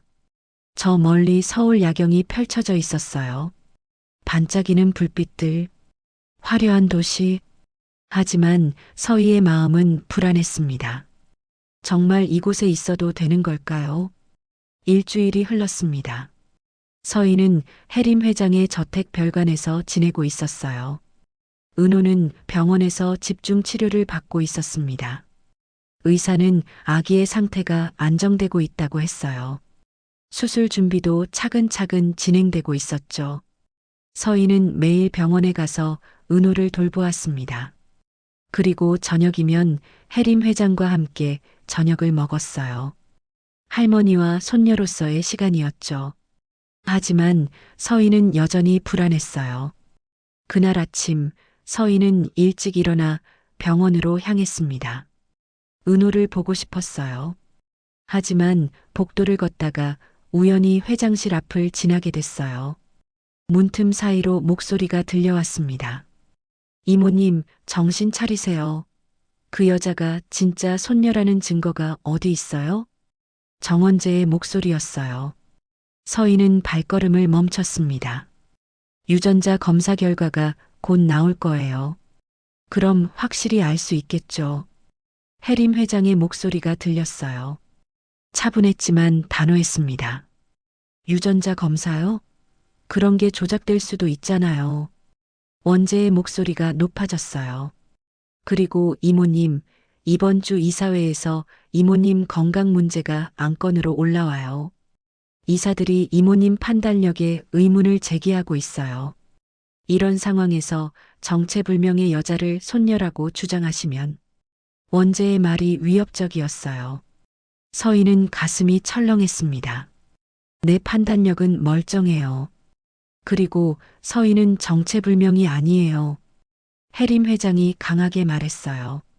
하지만 목소리에 피로가 배어 있었습니다. 서희는 더 이상 듣지 못하고 그 자리를 떠났어요. 가슴이 답답했습니다. 내가 할머니께 짐이 되는 건 아닐까? 서희는 병원으로 향하는 차 안에서 창밖을 멍하니 바라보았어요. 병원에 도착한 서희는 은호의 병실로 갔습니다. 은호는 작은 산소 마스크를 쓰고 자고 있었어요. 서희는 은호의 손을 꽉 잡았습니다. 은호야, 누나가 지켜줄게. 반드시. 서희의 목소리가 떨렸어요. 바로 그때 서희의 휴대폰이 울렸습니다. 김씨 할머니였어요. 서희는 재빨리 전화를 받았습니다. 할머니, 무슨 일이세요? 서희야, 큰일이야. 호두과자 트럭이. 할머니의 목소리가 다급했어요. 서희의 심장이 철렁 내려앉았습니다. 트럭이요? 무슨 일이에요? 불이 났어. 명동 골목에 세워뒀던 트럭에서 갑자기 불이 난 거야. 할머니의 말에 서희는 그 자리에서 얼어붙었어요. 뭐라고요? 서희는 병원을 뛰쳐나갔습니다. 택시를 잡아타고 명동으로 향했어요. 심장이 미친 듯이 뛰었습니다. 30분 후 서희는 명동 뒷골목에 도착했어요. 그리고 그 광경을 보고 그 자리에 주저앉았습니다. 호두과자 트럭이 새까맣게 타고 있었어요. 소방관들이 물을 뿌리고 있었지만 이미 늦었습니다. 트럭은 완전히 잿더미가 되어 있었어요. 안 돼. 안 돼. 서희가 절규하듯 중얼거렸어요. 그녀는 비틀거리며 트럭으로 다가갔습니다. 김씨 할머니가 서희를 붙잡았어요. 서희야, 가까이 가면 안 돼. 트럭이. 서희의 목소리가 울음으로 갈라졌어요. 눈물이 주르륵 흘러내렸습니다. 그 트럭은 서희의 전부였어요. 부모님이 남겨주신 유일한 유산이었고 은호와 함께 살아온 삶의 터전이었습니다. 그 트럭으로 호두과자를 팔아 은호를 키웠어요. 어떻게 이런 일이. 서희가 주저앉으며 흐느꼈어요. 할머니가 서희의 어깨를 감싸 안았습니다. 바로 그때 한 소방관이 다가왔어요. 트럭 소유주 분이세요? 네, 제 트럭이에요. 서희가 떨리는 목소리로 대답했어요. 소방관은 심각한 표정을 지었습니다. 조사 결과 이건 방화예요. 누군가 일부러 불을 지른 거죠. 소방관의 말에 서희는 숨이 멎는 것 같았어요. 방화라고요? 네. 트럭 주변에서 인화성 물질이 발견됐어요. 고의로 불을 지른 거예요. 서희의 얼굴에서 핏기가 싹 가셨습니다. 누가? 왜? 서희는 문득 정원재의 차가운 눈빛이 떠올랐어요. 재산 때문에 온 거라면 후회할 거예요. 그의 말이 귓가에 맴돌았습니다. 설마. 서희의 목소리가 떨렸어요. 할머니가 서희를 집으로 데려갔습니다. 서희는 멍한 표정으로 앉아 있었어요. 손은 부들부들 떨렸고 눈에서는 눈물이 멈추지 않았습니다. 서희야, 울지 마. 트럭은 다시 살 수 있어. 할머니가 위로했지만 서희는 고개를 저었어요. 할머니, 저 때문이에요. 제가 재벌 집안의 가족이라고 나타나서 누군가 화가 난 거예요. 서희의 목소리가 떨렸어요. 할머니는 서희를 꽉 안아줬습니다. 저녁, 서희는 저택으로 돌아왔어요. 해림 회장이 현관에서 서희를 기다리고 있었습니다. 서희, 무슨 일이 있었다면서요? 해림 회장이 다급하게 물었어요. 서희는 고개를 숙인 채 대답했습니다. 트럭에 불이 났어요. 서희의 목소리는 가늘었어요. 해림 회장은 서희를 응접실로 데려갔습니다. 무슨 일인지 자세히 말해봐요. 서희는 떨리는 목소리로 모든 걸 설명했어요. 방화라는 것, 트럭이 완전히 타버렸다는 것. 해림 회장의 얼굴이 굳어졌습니다. 방화라고? 네. 소방관이 그렇게 말했어요. 서희의 눈에서 눈물이 또 흘러내렸어요. 해림 회장은 서희의 손을 꽉 잡았습니다. 괜찮아요. 내가 트럭 살 돈을 줄게요. 아니, 새 트럭을 사줄게요. 아니에요. 그런 게 아니에요. 서희가 고개를 저었어요. 그 트럭은 부모님의 흔적이었어요. 아버지가 손수 고치신 트럭이었고 어머니가 호두과자 장사를 시작하신 곳이었어요. 그게 다 타버렸어요. 서희의 목소리가 울음으로 갈라졌어요. 해림 회장도 눈물을 글썽였습니다. 서희, 미안해요. 내가 너를 찾았기 때문에 이런 일이. 해림 회장의 목소리도 떨렸어요. 바로 그때 회장실 문이 열리고 정원재가 들어왔습니다. 그는 놀란 척 연기하며 입을 열었어요. 이모님, 무슨 일이세요? 서희 씨가 울고 계시네요. 원재의 목소리는 걱정하는 듯 했지만 눈빛은 차갑게 가라앉아 있었어요. 서희의 트럭에 불이 났어요. 방화래요. 해림 회장이 단호하게 말했어요. 원재는 입을 크게 벌렸습니다. 방화요? 그거 큰일이네요. 누가 그런 짓을. 원재가 말했지만 서희는 그의 눈빛에서 뭔가를 읽었어요. 그는 알고 있었습니다. 분명히. 원재, 혹시 당신이? 해림 회장이 조심스럽게 물었어요. 원재는 황당하다는 듯 웃었습니다. 이모님, 제가 왜 그런 짓을 해요? 증거라도 있어요? 증거는 없지만 증거도 없이 의심하시는 거예요? 이모님, 정말 요즘 판단력이. 원재의 말에 해림 회장은 입을 다물었어요. 서희는 주먹을 꽉 쥐었습니다. 저 질문 하나 해도 될까요? 서희가 떨리는 목소리로 말했어요. 원재가 서희를 내려다보았습니다. 뭔데요? 제가 여기 있으면 안 되는 건가요? 제가 할머니 가족이 되면 안 되는 건가요? 서희의 목소리가 울먹였어요. 원재는 비웃으며 대답했습니다. 당신이 가족인지 아닌지는 유전자 검사가 증명하겠죠. 하지만 설령 가족이라 해도 당신은 여기 어울리지 않아요. 길거리에서 호두과자나 팔던 사람이 재벌 집안에서 뭘 할 수 있겠어요? 원재의 말은 날카로웠어요. 서희는 고개를 떨구었습니다. 원재, 당장 나가요. 해림 회장이 소리쳤어요. 원재는 어깨를 으쓱이며 나갔습니다. 서희는 그 자리에 주저앉았어요. 몸이 후들거렸습니다. 서희, 원재 말은 신경 쓰지 마요. 해림 회장이 서희를 일으키며 말했어요. 하지만 서희는 고개를 저었습니다. 맞는 말이에요. 저는 여기 어울리지 않아요. 저는 그냥 호두과자나 파는 사람이에요. 서희의 목소리는 자조적이었어요. 해림 회장은 서희의 얼굴을 두 손으로 감싸며 똑바로 바라보았습니다. 아니에요. 당신은 내 손녀예요. 이 집안의 정당한 가족이에요. 해림 회장의 목소리는 단호했어요. 원재가 뭐라 하든 세상이 뭐라 하든 나는 당신을 지킬 거예요. 내가 연우를 지키지 못한 것처럼 당신까지 잃지 않을 거예요. 해림 회장의 눈에서 눈물이 흘러내렸어요. 서희도 울었습니다. 그날 밤 서희는 혼자 별관 방에 앉아 있었어요. 창밖으로 보이는 서울 야경은 여전히 화려했습니다. 하지만 서희의 마음은 무너져 내리고 있었어요. 트럭이 타버린 장면이 계속 떠올랐습니다. 부모님의 흔적이 제가 되어 사라진 것이요. 서희는 손등에 붉은 점을 내려다보았어요. 이 점이 정말 가문의 징표일까요? 아니면 그냥 저주일까요? 어머니, 저 어떡하면 좋아요. 서희가 떨리는 목소리로 중얼거렸어요.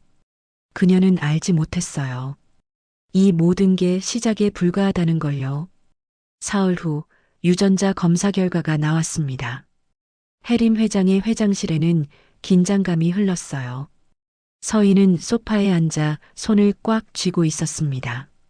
은호는 병원에서 회복 중이었고 김 비서가 옆에서 서희를 지키고 있었어요. 김민수 변호사가 서류 봉투를 열었습니다. 회장님, 결과가 나왔습니다. 김 변호사의 목소리가 떨렸어요. 방 안의 모든 사람이 숨을 죽였습니다. 유전자 일치율 99.99%입니다. 강서희 씨는 정혜림 회장님의 친손녀가 확실합니다. 김 변호사의 말에 해림 회장은 두 손으로 얼굴을 감쌌어요. 눈물이 주르륵 흘러내렸습니다. 연우, 내 딸, 내 손녀. 해림 회장이 흐느꼈어요. 서희도 눈물을 흘렸습니다. 김 비서는 조용히 미소 지었어요. 하지만 바로 그때 회장실 문이 벌컥 열렸습니다. 정원재와 그의 아내 노지숙이 들어왔어요. 이모님, 그 검사 결과 믿으시는 거예요? 원재가 차갑게 말했습니다. 해림 회장은 눈물을 닦으며 원재를 노려보았어요. 원재, 이게 무슨 유전자 검사요? 그런 건 얼마든지 조작할 수 있어요. 돈만 주면요. 지숙이 비웃으며 말했어요. 서희는 분노가 치밀어 올랐습니다. 조작이라니요? 제가 왜 그런 짓을... 서희의 목소리가 떨렸어요. 원재는 서희를 향해 한 걸음 다가왔습니다. 재산 때문이죠. 정림 물산의 상속자가 되려고요. 원재의 말에 서희는 주먹을 꽉 쥐었어요. 저는 그런 게 목적이 아니에요. 그래요? 그럼 증명해 보세요. 당신이 정말 가족이라는 걸요. 원재가 비웃었어요. 해림 회장이 일어나 원재 앞을 가로막았습니다. 원재, 당장 나가요. 나가죠. 하지만 이모님, 다음 주 이사회에서 이 문제를 공식 안건으로 올릴 거예요. 이모님의 정신 상태와 이 여자의 정체를요. 원재의 말은 협박이었어요. 그는 지숙과 함께 나갔습니다. 서희는 그 자리에 주저앉았어요. 다리에 힘이 풀렸습니다. 할머니, 제가 짐이 되는 것 같아요. 서희의 목소리가 울먹였어요. 해림 회장은 서희를 일으키며 꽉 안아줬습니다. 아니에요. 절대 아니에요. 이건 원재의 욕심 때문이에요. 해림 회장의 목소리도 떨렸어요. 김 변호사가 조심스럽게 입을 열었습니다. 회장님, 법적 대응을 준비해야 할 것 같습니다. 정원재 상무가 본격적으로 움직이기 시작했어요. 법적 대응이요? 네. 서희 씨의 가족관계를 법원에 정식으로 등록하고 정원재 상무의 방해 행위를 고소해야 합니다. 김 변호사의 말에 해림 회장은 고개를 끄덕였어요. 좋아요. 그렇게 하죠. 일주일 후 법원에서는 가족관계 확인 소송이 시작됐습니다. 서희는 증인석에 앉아 있었어요. 법정은 사람들로 가득했습니다. 기자들도 몰려와 있었어요. 정림 물산 상속녀 논란은 이미 언론에 크게 보도되고 있었죠. 판사가 입장했습니다. 지금부터 강서희 씨와 정혜림 씨 간의 가족관계 확인 소송을 시작하겠습니다. 판사의 목소리가 법정에 울려 퍼졌어요. 서희는 손을 꽉 쥐었습니다. 김 변호사가 먼저 증거를 제출했어요. 판사님, 유전자 검사 결과입니다. 일치율 99.99%로 강서희 씨가 정혜림 회장의 친손녀임이 과학적으로 증명됐습니다. 김 변호사의 말에 방청석이 웅성거렸어요. 하지만 상대편 변호사가 일어났습니다. 정원재 측 변호사였어요. 판사님, 그 검사 결과의 신뢰성에 의문을 제기합니다. 검사기관이 정혜림 회장과 오랜 거래 관계에 있던 곳이거든요. 상대편 변호사의 말에 법정이 다시 웅성거렸어요. 서희는 가슴이 철렁했습니다. 그리고 판사님, 추가 증인을 신청합니다. 상대편 변호사가 말했어요. 법정 문이 열리고 한 여자가 들어왔습니다. 40대 중반쯤 되어 보이는 여자였어요. 이분은 강현우 씨의 옛 친구라고 합니다. 여자는 증인석에 섰어요. 서희는 그 여자를 본 적이 없었습니다. 증인 강현우 씨와 어떤 관계셨죠? 친구였어요. 20년 전까지요. 여자가 대답했어요. 목소리는 차갑게 가라앉아 있었습니다. 연우 씨에 대해 증언해 주시죠. 연우는 거짓말을 잘하는 사람이었어요. 특히 돈 문제에서요. 여자의 말에 서희는 숨이 멎는 것 같았어요. 뭐라고요? 서희가 자리에서 벌떡 일어났어요. 판사가 망치를 두드렸습니다. 정숙, 방청인은 조용히 하세요. 서희는 억지로 앉았어요. 눈물이 흘러내렸습니다. 계속하세요. 판사가 말했어요. 여자는 계속 증언했습니다. 연우는 자기가 재벌 집안 딸이라고 거짓말을 하고 다녔어요. 하지만 아무도 믿지 않았죠. 다들 허풍이라고 생각했어요. 여자의 증언에 방청석이 술렁거렸어요. 해림 회장은 고개를 저었습니다. 거짓말, 거짓말이에요. 해림 회장의 목소리가 떨렸어요. 그리고 연우의 딸, 강서희도 마찬가지일 거예요. 어머니를 닮아서 거짓말을 하고 있는 거죠. 여자의 말에 서희는 참을 수 없었어요. 아니에요. 거짓말이에요. 서희가 소리쳤어요. 목소리가 법정에 울려 퍼졌습니다. 판사가 다시 망치를 두드렸어요. 방청인, 한 번 더 소란을 피우면 퇴정 조치하겠습니다. 서희는 입을 다물었어요. 하지만 눈물은 멈출 수 없었습니다. 김 변호사가 일어났어요. 판사님, 반대 신문하겠습니다. 증인, 당신은 정원재 상무로부터 돈을 받고 거짓 증언을 하는 거 아닙니까? 김 변호사의 날카로운 질문에 여자는 당황했어요. 그런 거 아니에요. 그럼 증거를 제시하세요. 당신이 강현우 씨의 친구였다는 증거요. 여자는 말을 더듬었어요. 증거가 없었습니다. 증거가 없다면 당신의 증언은 신뢰할 수 없습니다. 김 변호사가 단호하게 말했어요. 판사는 고개를 끄덕였습니다. 증인의 증언은 기각하겠습니다. 여자는 황급히 법정을 나갔어요. 정원재는 인상을 찌푸렸습니다. 하지만 재판은 계속됐어요. 정원재 측은 끊임없이 서희의 신분을 의심하는 증언과 증거를 제시했습니다. 법정은 혼란스러웠어요. 그날 저녁 서희는 저택으로 돌아와 방에 혼자 있었습니다. 법정에서의 모욕적인 말들이 계속 떠올랐어요. 어머니, 제가 어머니 명예를 지킬 수 있을까요? 서희가 떨리는 목소리로 중얼거렸어요. 바로 그때 김 비서가 노크를 하고 들어왔습니다. 서희 씨, 잠깐 시간 있으세요? 네. 무슨 일이세요? 김 비서는 오래된 테이프 하나를 꺼냈어요. 이건 연우 씨가 남긴 유언 테이프예요. 회장님도 모르시는 거예요. 연우 씨가 돌아가시기 전에 저한테 맡기셨죠. 서희의 눈이 커졌습니다. 어머니, 유언이요? 네. 들어보세요. 김 비서가 테이프를 재생했어요. 낡은 스피커에서 여자의 목소리가 흘러나왔습니다.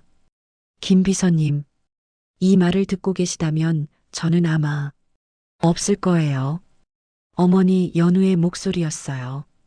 서희는 손으로 입을 막았습니다. 눈물이 쏟아졌어요. 제 딸 서희에게, 그리고 제 어머니께 전해주세요. 진실은 아버지의 금장 만년필 속에 있다고요. 금장 만년필? 서희가 떨리는 목소리로 물었어요. 김 비서는 고개를 끄덕였습니다. 회장님이 늘 가지고 다니시는 만년필이에요. 그 안에 뭔가 비밀이 숨겨져 있는 것 같아요. 비밀이요? 네. 연우 씨는 돌아가시기 전에 회장님과 정원재의 대화를 엿들었다고 했어요. 그리고 그 내용이 충격적이었다고요. 김 비서의 말에 서희는 심장이 두근거렸습니다. 우리 그 만년필을 찾아야 해요.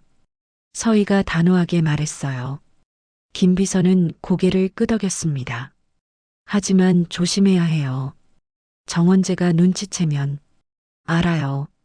하지만 어머니의 명예를 위해서라도 진실을 밝혀야 해요. 서희의 목소리는 떨렸지만 결연했어요. 그날 밤 서희는 잠들지 못하고 창밖을 바라보았습니다. 저 멀리서 은호가 입원한 병원의 불빛이 보였어요. 은호야, 누나가 반드시 우리를 지킬게. 서희가 중얼거렸어요. 하지만 그녀는 몰랐어요. 정원재도 같은 밤 계획을 세우고 있다는 걸요. 폭풍 전야였습니다. 이틀 후 법원에서 1차 판결이 내려졌습니다. 서희는 법정에 앉아 떨리는 마음으로 판사를 바라보고 있었어요. 해림 회장도 긴장한 표정으로 옆에 앉아 있었습니다. 정원재는 맞은편에서 여유로운 미소를 짓고 있었어요. 판사가 판결문을 읽기 시작했습니다. 본 법원은 제출된 증거들을 종합적으로 검토한 결과 판사의 목소리가 법정에 울려 퍼졌어요. 서희는 손을 꽉 쥐었습니다. 유전자 검사의 신뢰성에 대한 의문이 완전히 해소되지 않았고 추가 증거가 부족하다고 판단하여 서희의 심장이 쿵 내려앉았어요. 원고 강서희의 청구를 기각합니다. 판사의 말에 법정이 술렁거렸어요. 기자들이 일제히 카메라를 들었습니다. 서희는 그 자리에서 얼어붙었어요. 안 돼. 안 돼. 서희의 목소리가 떨렸어요. 해림 회장은 서희의 손을 꽉 잡았습니다. 괜찮아요. 항소할 거예요. 반드시. 해림 회장의 목소리도 흔들렸어요. 하지만 정원재는 자리에서 일어나 비웃었습니다. 이모님, 이제 정신 차리셨어요? 저 여자는 사기꾼이에요. 원재의 말에 서희는 고개를 떨구었어요. 눈물이 뚝뚝 떨어졌습니다. 법정을 나온 서희는 복도 벤치에 주저앉았어요. 기자들이 몰려와 플래시를 터뜨렸습니다. 강서희 씨, 판결에 대해 한 말씀 해주세요. 정말 사기극이었나요? 정혜림 회장의 재산을 노린 거 맞나요? 기자들의 질문이 화살처럼 쏟아졌어요. 서희는 고개를 들 수가 없었습니다. 김 비서가 서희를 막아섰어요. 비켜주세요. 더 이상 질문받지 않겠습니다. 김 비서가 서희를 데리고 차로 향했어요. 하지만 기자들은 계속 따라왔습니다. 차 안에 탄 서희는 창밖을 멍하니 바라보았어요.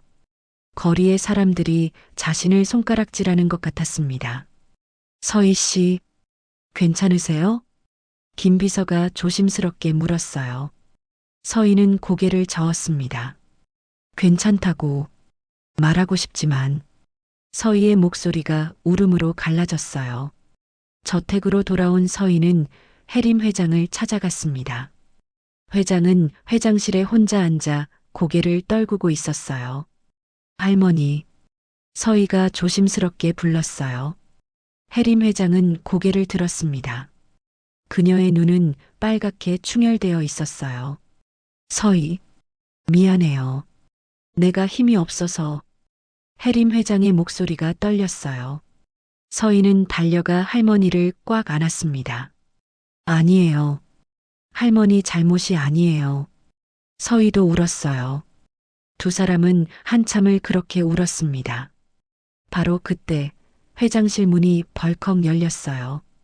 정원재와 그의 아내 노지숙이 들어왔습니다. 뒤에는 정장 차림의 남자들이 여러 따라왔어요. 이사진이었습니다. 이모님, 긴급 이사회를 소집했습니다. 원재가 차갑게 말했어요. 해림 회장은 자리에서 일어났습니다. 무슨 소리예요? 내 허락도 없이? 이모님, 상황이 심각해요. 회사 이미지가 심각하게 훼손됐어요. 언론에서는 이모님이 사기꾼에게 속았다고 난리예요. 한 이사가 말했어요. 해림 회장은 입술을 깨물었습니다. 그래서요? 무슨 얘기를 하려는 거예요? 이모님을 명예회장으로 추대하고 원재 상무를 대표이사로 선임하는 안건을 상정했습니다. 또 다른 이사가 말했어요. 해림 회장의 얼굴이 창백해졌습니다. 뭐라고요? 날 몰아내겠다는 거예요? 몰아낸다는 게 아니에요. 이모님의 건강을 위해서예요. 요즘 이모님 판단력이. 지숙이 가짜 걱정하는 목소리로 말했어요. 해림 회장은 분노로 떨었습니다. 내 판단력은 멀쩡해요. 그래요? 그럼 저 사기꾼을 손녀라고 믿으신 건 뭐예요? 원재가 서희를 가리키며 비웃었어요. 서희는 고개를 떨구었습니다. 서희는 사기꾼이 아니에요. 해림 회장이 소리쳤어요. 하지만 이사들은 고개를 저었습니다. 회장님, 현실을 직시하세요. 법원도 인정하지 않았잖아요. 투표하겠습니다.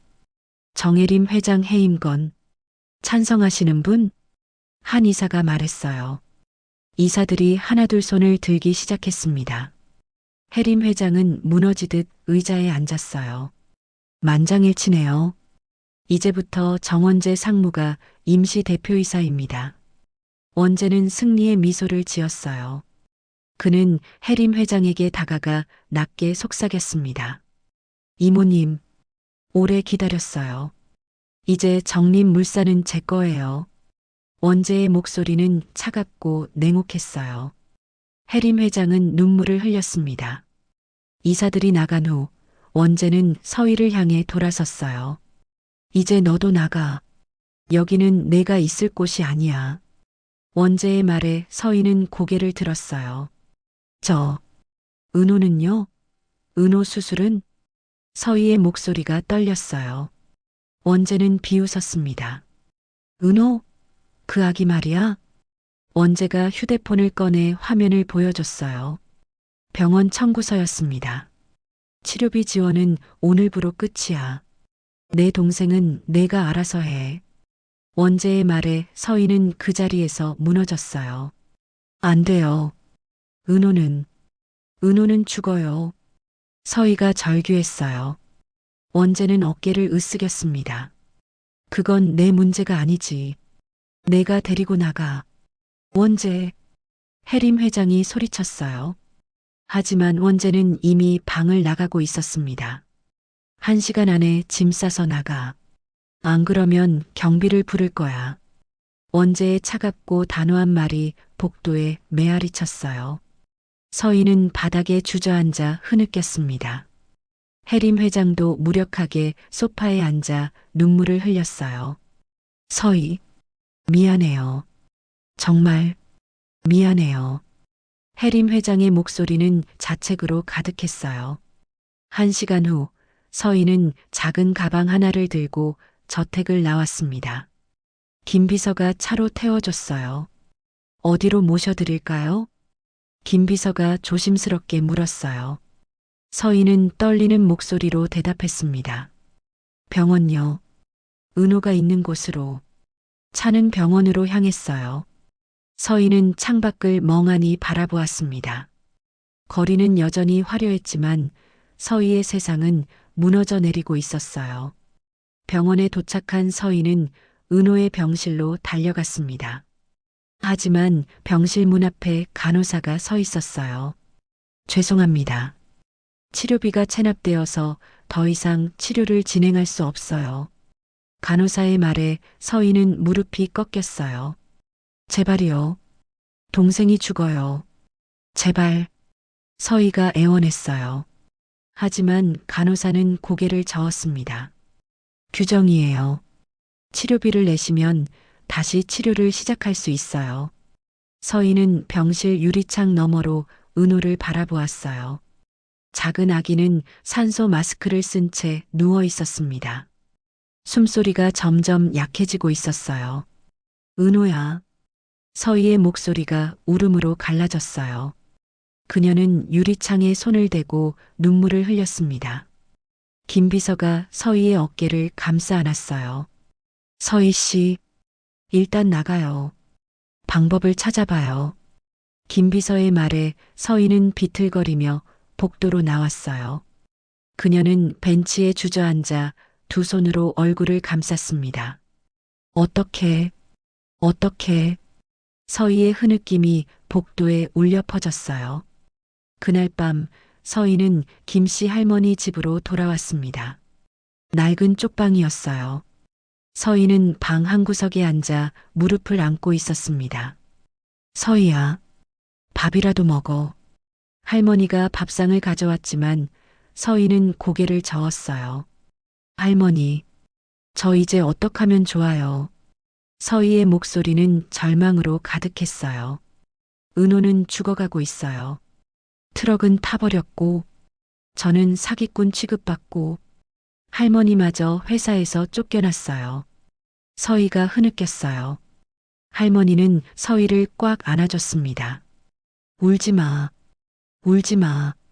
하지만 할머니도 눈물을 흘렸어요. 서희는 손등에 붉은 점을 내려다보았습니다. 가문의 징표라고 했던 그 점이 이제는 저주처럼 느껴졌어요. 이 점이 정말 징표일까요? 아니면 그냥 저주일까요? 서희의 목소리가 공허하게 울렸어요. 밤은 깊어갔습니다. 서희는 잠들지 못하고 창밖을 바라보았어요. 달빛이 차갑게 방 안을 비추고 있었습니다.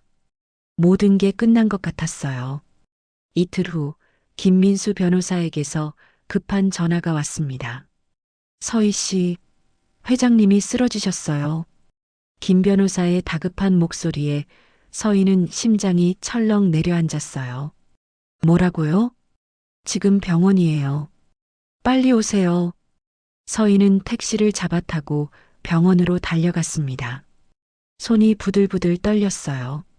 병원에 도착한 서희는 중환자실 앞에서 김 변호사를 만났어요. 그의 얼굴은 창백했습니다. 회장님 상태가 어떠세요? 서희가 떨리는 목소리로 물었어요. 김 변호사는 한숨을 내쉬었습니다. 스트레스로 심장 발작을 일으키셨어요. 지금은 안정됐지만 의식이 없으세요. 서희는 중환자실 유리창 너머로 해림 회장을 바라보았어요. 산소 마스크를 쓴 할머니는 창백한 얼굴로 누워 있었습니다. 할머니, 서희의 눈에서 눈물이 흘러내렸어요. 서희 씨, 회장님이 쓰러지기 전에 저한테 이걸 주셨어요. 김 변호사가 무언가를 서희에게 건넸습니다. 금장 만년필이었어요. 이게 어머니가 말씀하신 그 만년필? 서희가 떨리는 손으로 만년필을 받았어요. 무거웠습니다. 김 변호사는 고개를 끄덕였습니다. 회장님이 마지막으로 하신 말씀이 진실을 밝혀라였어요. 서희는 만년필을 꽉 쥐었어요. 손등의 붉은 점이 만년필을 쥔 손가락 사이로 보였습니다. 바로 그때 복도 저편에서 정원재와 노지숙이 나타났어요. 그들은 서희를 보자 인상을 찌푸렸습니다. 넌 여기 왜 왔어? 가족도 아니잖아. 원재가 비웃으며 말했어요. 서희는 만년필을 주머니에 숨기며 대답했습니다. 할머니가 쓰러지셨다고 해서. 할머니? 아직도 그런 소리를 해? 법원도 인정 안 했잖아. 지숙이 비아냥거렸어요. 서희는 주먹을 꽉 쥐었습니다. 저는 할머니의 손녀예요. 서희의 목소리가 떨렸지만 단호했어요. 원재는 코웃음을 쳤습니다. 꿈깨. 이제 회장님도 의식이 없으시니까 곧 정식으로 내가 대표이사가 될 거야. 그럼 넌 더 이상 여기 얼씬도 못해. 원재의 말에 서희는 입술을 깨물었어요. 김 변호사가 서희를 밖으로 데리고 나왔습니다. 서희 씨, 그 만년필 잘 보관하세요. 아마 그 안에 뭔가 있을 거예요. 김 변호사의 말에 서희는 고개를 끄덕였어요. 그날 밤 서희는 할머니 집에서 만년필을 자세히 살펴보았습니다. 겉으로 보기엔 평범한 만년필이었어요. 하지만 자세히 보니 측면에 작은 버튼이 있었습니다. 서희는 버튼을 눌렀어요. 찰칵 소리와 함께 작은 LED 불이 켜졌습니다. 녹음 장치였어요. 이게 녹음이? 서희가 중얼거렸어요. 할머니가 옆에서 지켜보고 있었습니다. 펜 밑부분을 돌려봐. 할머니가 말했어요. 서희는 펜 밑부분을 돌렸습니다. 그러자 작은 USB 단자가 나타났어요. 컴퓨터에 연결해 봐야겠어요. 서희는 할머니의 낡은 노트북을 켜고 만년필을 연결했습니다. 화면에 폴더가 하나 떠올랐어요. 녹음 파일 마이너스 2024년 7월 12월. 서희는 떨리는 손으로 파일을 열었습니다. 가장 최근 파일을 재생했어요. 스피커에서 목소리가 흘러나왔습니다. 여보, 계획대로 되고 있어? 노지숙의 목소리였어요. 서희는 숨을 죽이고 들었습니다. 물론이지. 이모님은 이제 얼마 못 가. 치매 소문 퍼뜨리는 것도 순조롭고. 정원재의 목소리였습니다. 서희의 눈이 커졌어요. 그 호두과자 파는 여자는 어떻게 할 거야? 진짜 손녀면 골치 아픈데. 걱정 마. 내가 알아서 처리할 거야. 트럭부터 태워버렸잖아. 원재의 말에 서희는 숨이 멎었어요. 트럭 방아가. 정말 원재가? 그리고 연우 그 여자. 20년 전에도 우리가 잘 처리했잖아. 이번에도 마찬가지야. 지숙의 말에 서희는 온몸이 얼어붙었어요. 연우를 병원에서 쫓아낸 것도 우리였고 출산 중에 사망하게 만든 것도 우리였지. 이모님한테 연락 못하게 막은 것도. 원재의 차갑고 냉정한 목소리가 계속됐어요. 이제 그 딸년만 제거하면 돼. 정림물산은 완전히 우리 거야. 서희는 손으로 입을 막았어요. 눈물이 쏟아졌습니다. 할머니도 충격받은 표정으로 서희를 바라보았어요. 이 녹음, 증거로 쓸 수 있어. 할머니가 떨리는 목소리로 말했어요. 서희는 고개를 끄덕였습니다. 김 변호사님한테 바로 연락해야 해요.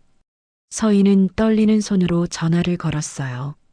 사흘 후 긴급 법정이 소집됐습니다. 법정은 기자들과 방청객들로 가득 찼어요. 정원재는 여유로운 표정으로 앉아 있었습니다. 그는 자신의 승리를 확신하고 있었어요. 판사가 입장했습니다. 지금부터 강서희 씨의 재심 청구권을 심리하겠습니다. 판사의 목소리가 법정에 울려 퍼졌어요. 서희는 증인석에 앉아 있었습니다. 손에는 금장 만년필을 쥐고 있었어요. 김 변호사가 일어났습니다. 판사님, 결정적 증거를 제출하겠습니다. 김 변호사가 만년필을 들어 보였어요. 방청석이 술렁거렸습니다. 이것은 정혜림 회장님이 사용하시던 특수 녹음 만년필입니다. 이 안에 정원재 씨와 노지숙 씨의 모든 대화가 녹음되어 있습니다. 김 변호사의 말에 원재의 얼굴이 창백해졌어요. 뭐라고? 원재가 자리에서 벌떡 일어났어요. 판사가 망치를 두드렸습니다. 정숙. 김 변호사는 노트북을 연결하고 녹음 파일을 재생했습니다. 법정 스피커를 통해 원재와 지숙의 대화가 생생하게 울려 퍼졌어요. 트럭부터 태워버렸잖아. 연우를 병원에서 쫓아낸 것도 우리였고 출산 중에 사망하게 만든 것도 우리였지. 녹음이 재생될수록 방청석의 웅성거림이 커졌어요. 기자들이 일제히 카메라를 들었습니다. 원재는 얼굴이 새하얗게 질렸어요. 이건 조작이에요. 조작? 원재가 소리쳤어요. 하지만 김 변호사는 차분하게 말했습니다. 판사님, 이 녹음 파일의 음성 분석 결과도 제출하겠습니다. 정원재 씨와 노지숙 씨의 목소리가 맞다고 확인됐습니다. 김 변호사가 서류를 제출했어요. 판사는 서류를 검토하며 고개를 끄덕였습니다. 그리고 판사님, 추가로 강현우 씨가 남긴 유언 테이프도 있습니다. 김 변호사가 오래된 테이프를 재생했어요. 연우의 목소리가 흘러나왔습니다. 제 딸 서희에게. 진실은 어머니의 만년필 속에 있어요. 정원재가 저를 죽게 만들었어요. 연우의 떨리는 목소리가 법정을 가득 채웠어요. 서희는 눈물을 흘렸습니다. 그리고 판사님, 결정적으로 김 변호사가 또 다른 서류를 꺼냈어요. 이것은 20년 전 강현우 씨가 출산하던 병원의 진료 기록입니다.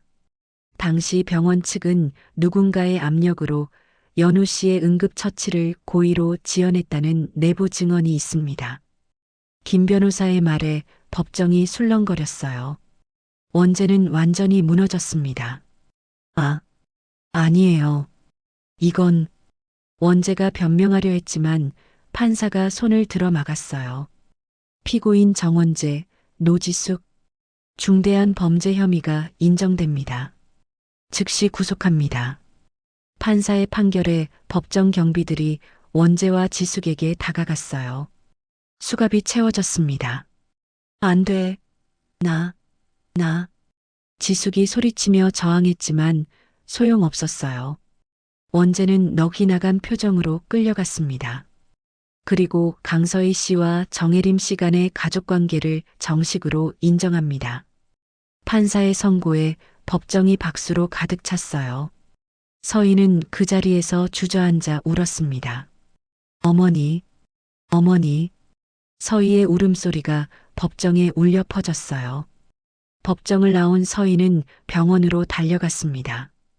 혜림 회장에게 소식을 전하고 싶었어요. 중환자실에 도착한 서희는 유리창 너머로 할머니를 바라보았어요. 할머니는 여전히 의식이 없었습니다. 할머니, 우리 이겼어요. 진실을 밝혔어요.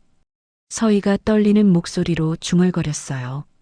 그 순간 모니터의 심장 박동이 조금 빨라졌습니다. 할머니의 손가락이 미세하게 움직였어요. 할머니, 서희가 외쳤어요. 간호사들이 달려왔습니다. 회장님, 의식이 돌아오시는 것 같아요. 간호사의 말에 서희는 눈물을 흘렸어요. 그리고 며칠 후 은호의 수술이 무사히 진행됐습니다. 법원 판결로 정림물산의 모든 권한이 혜림 회장에게 돌아왔고 은호의 치료비도 모두 지원됐어요. 수술실 불이 꺼졌습니다. 의사가 나왔어요. 수술 성공했습니다. 아기는 건강하게 회복할 거예요. 의사의 말에 서희는 그 자리에서 무릎을 꿇고 흐느꼈어요. 감사합니다. 정말 감사합니다. 서희의 목소리는 울음과 감사로 가득했습니다. 진실이 마침내 승리했어요. 6개월이 지났습니다. 봄이 왔어요. 정림 물산 본사 정원에는 벚꽃이 만개하고 있었습니다. 하얀 꽃잎들이 바람에 흩날리며 봄의 향기를 퍼뜨렸어요. 정원 벤치에는 세 사람이 앉아 있었습니다. 정혜림 회장, 강서희, 그리고 은호였어요. 은호는 이제 돌이 지난 건강한 아기로 자라고 있었습니다. 작은 손으로 벚꽃 꽃잎을 잡으려 애쓰는 모습이 사랑스러웠어요. 심장 수술은 완벽하게 성공했고 의사는 은호가 정상적으로 성장할 거라고 했습니다. 은호야, 이거 봐. 예쁘지? 서희가 은호에게 꽃잎을 보여주며 웃었어요. 은호는 까르르 웃으며 꽃잎을 만졌습니다. 혜림 회장은 그 모습을 바라보며 미소 지었어요. 연우도 이런 날을 보고 싶었을 텐데. 혜림 회장의 목소리가 잠시 떨렸어요. 서희는 할머니의 손을 꽉 잡았습니다. 어머니도 분명 기뻐하고 계실 거예요. 할머니께서 우리를 지켜주셨으니까요. 서희의 목소리는 따뜻했어요. 혜림 회장은 서희의 손등을 쓰다듬었습니다. 붉은 점이 햇살 아래 선명하게 빛났어요. 이 점이 우리를 다시 만나게 해줬구나. 혜림 회장이 중얼거렸어요. 서희는 고개를 끄덕였습니다. 저주가 아니라 축복이었어요. 두 사람은 잠시 말없이 벚꽃을 바라보았어요. 바람이 불어와 꽃잎들이 하늘로 날아올랐습니다. 할머니, 제가 대학에 합격했어요. 서희가 조심스럽게 말했어요. 혜림 회장의 눈이 반짝였습니다. 정말? 어디에? 경영학과요. 할머니 회사를 언젠가 제대로 배우고 싶어요. 서희의 말에 혜림 회장은 눈시울이 붉어졌어요. 연우도 똑똑한 아이였어. 너도 어머니를 닮았구나. 혜림 회장이 서희를 꽉 안아줬어요. 서희도 할머니를 안으며 눈물을 흘렸습니다. 바로 그때 김씨 할머니가 바구니를 들고 다가왔어요. 회장님, 서희야. 호두과자 구워왔어. 할머니의 밝은 목소리에 세 사람이 웃었어요. 김씨 할머니는 서희 옆에 앉으며 바구니를 열었습니다. 따뜻한 호두과자 냄새가 퍼졌어요. 아이고, 우리 은호 건강해졌네. 얼마나 예뻐. 김씨 할머니가 은호를 토닥이며 웃었어요. 은호는 할머니를 보고 방긋 웃었습니다. 할머니, 정말 감사해요. 그동안 서희가 김씨 할머니의 손을 잡으며 말했어요. 목소리가 울먹였습니다. 김씨 할머니는 손을 저었어요. 무슨 소리야? 당연한 일이지. 우리 서희가 얼마나 잘 해냈는데. 할머니의 말에 서희는 눈물을 닦았어요. 혜림 회장이 호두과자를 하나 집어들었습니다. 한 입 베어 물자 고소한 맛이 입안에 퍼졌어요. 맛있네요. 연우가 이 맛을 좋아했을 텐데. 혜림 회장의 목소리가 조용했어요. 서희는 할머니 옆에 바짝 붙어 앉았습니다. 할머니, 제가 재단을 만들고 싶어요. 재단? 네. 사랑의 호두과자 재단이요. 저처럼 힘든 사람들을 돕는 곳이요. 특히 아픈 아이들을. 서희의 말에 혜림 회장은 환하게 웃었어요. 좋은 생각이야. 내가 도와줄게. 그리고 할머니, 불타고 남은 트럭 간판 있잖아요. 그걸 재단 사무실에 걸고 싶어요. 부모님의 흔적이니까요. 서희의 말에 혜림 회장은 고개를 끄덕였어요. 그래, 그렇게 하자. 며칠 후 재단 설립 서류가 준비됐습니다. 서희는 재단 사무실에 앉아 있었어요. 책상 위에는 서류가 놓여 있었습니다. 그리고 그 옆에는 금장 만년필이 있었어요. 해림 회장이 만년필을 서희에게 건넸어요. 이걸로 서명하렴. 해림 회장의 목소리는 부드러웠어요. 서희는 떨리는 손으로 만년필을 받았습니다. 무거웠지만 따뜻했어요. 서희는 만년필로 서류에 서명했습니다. 사랑의 호두과자 재단 대표 마이너스 강서희. 글씨가 또박또박 적혔어요. 이제 이 만년필은 내 거야. 권력을 위해서가 아니라 사랑을 위해 사용하렴. 해림 회장의 말에 서희는 눈물을 흘렸어요. 네, 할머니. 벽에는 불에 그을린 트럭 간판이 걸려 있었습니다. 서인의 호두과자. 부모님의 손글씨가 희미하게 남아 있었어요. 서인은 간판을 바라보며 중얼거렸습니다. 아버지, 어머니, 지켜보고 계시죠? 그날 저녁 정림 물산 저택 정원에서 작은 가족 만찬이 열렸어요. 해림 회장, 서희, 은호, 김씨 할머니, 김 비서가 함께 앉아 있었습니다. 테이블에는 따뜻한 음식들이 놓여 있었고 중앙에는 호두과자가 수북이 쌓여 있었어요. 오늘은 우리 가족이 다시 모인 날이에요. 해림 회장이 잔을 들며 말했어요. 목소리에 감격이 배어 있었습니다. 연우를 잃고 20년을 후회하며 살았어요. 하지만 이제 손녀와 증손자를 만났어요. 늦었지만 감사해요. 해림 회장의 눈에서 눈물이 흘러내렸어요. 서희는 할머니의 손을 꽉 잡았습니다. 할머니, 저야말로 감사해요. 할머니가 아니었다면 은호는 서희의 목소리가 떨렸어요. 해림 회장은 서희를 꽉 안아줬습니다. 이제 우리 함께 살자꾸나. 해림 회장의 말에 서희는 고개를 끄덕이며 울었어요. 은호는 김씨 할머니 품에 안겨 까르르 웃고 있었습니다. 건강한 웃음소리가 정원에 울려 퍼졌어요. 몇 년 후 서희는 대학을 졸업하고 재단 일에 전념하고 있었어요. 사랑의 호두과자 재단은 수백 명의 아이들을 도왔고 서희는 매일 아침 재단 사무실로 출근했습니다. 어느 화창한 봄날 서희는 은호의 손을 잡고 저택 정원을 걷고 있었어요. 은호는 이제 4살이 된 건강한 아이로 자랐습니다. 누나, 저기 할머니다. 은호가 손가락으로 가리켰어요. 정원 벤치에 해림 회장이 앉아 책을 읽고 있었습니다. 옆에는 김씨 할머니가 함께 앉아 있었어요. 할머니, 서희와 은호가 달려갔어요. 해림 회장은 두 사람을 보고 환하게 웃었습니다. 우리 손녀, 증손자 왔구나. 해림 회장이 은호를 무릎에 앉히며 말했어요. 은호는 까르르 웃으며 할머니를 안았습니다.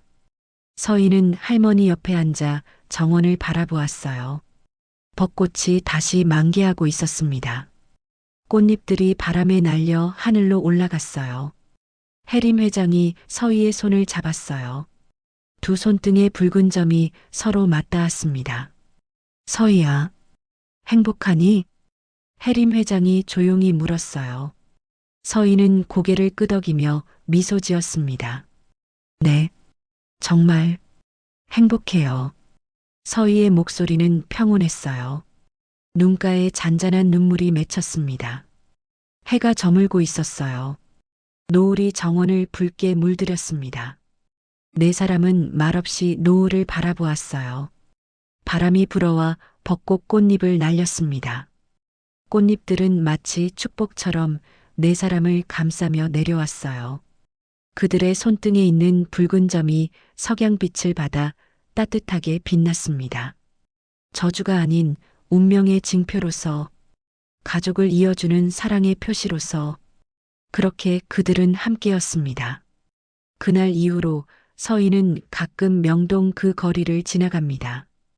호두과자 트럭이 있던 자리는 이제 다른 가게가 들어섰어요. 하지만 서인은 그 자리를 볼 때마다 생각합니다. 그 추운 새벽 아무것도 없던 자신에게 운명이 찾아왔던 순간을요. 손등의 붉은 점은 여전히 그 자리에 있습니다. 이제 그 점을 볼 때마다 서인은 웃어요. 저주가 아니라 이어짐이었으니까요. 끊어졌다고 믿었던 것들이 사실은 계속 이어져 있었다는 것. 서인은 그걸 이제 알았습니다. 때로는 가장 어두운 밤이 새로운 아침을 데려오는 법이니까요.